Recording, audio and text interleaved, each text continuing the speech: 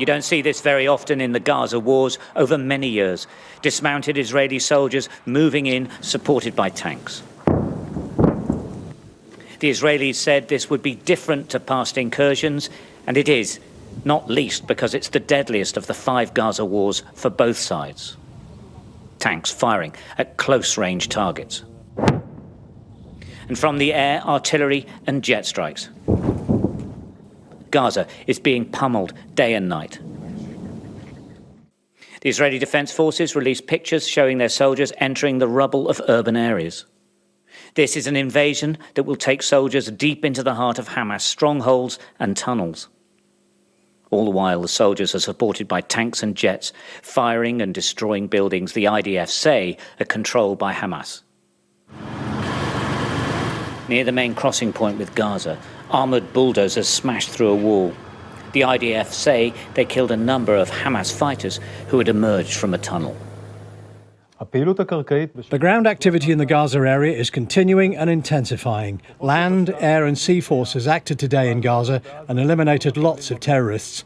Among the dozens of terrorists who were killed in encounters and from the strikes from the air are commanders from the tactical echelon.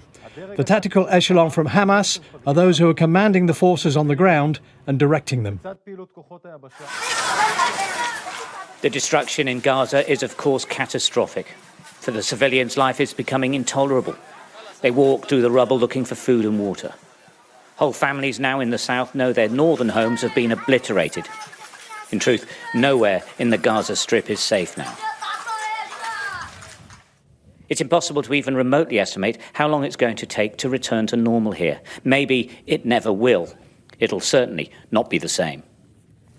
Well, it says a ground invasion is just different to ones that we've seen in the past. We've heard small arms fire. We've seen tanks manoeuvring, of course, as attacks from the sky, from jets.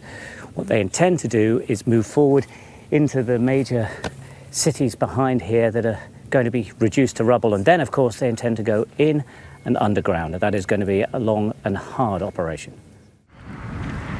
Israel knows much of the world believes its determination to avenge the Hamas October the 7th attack will simply kill too many civilians.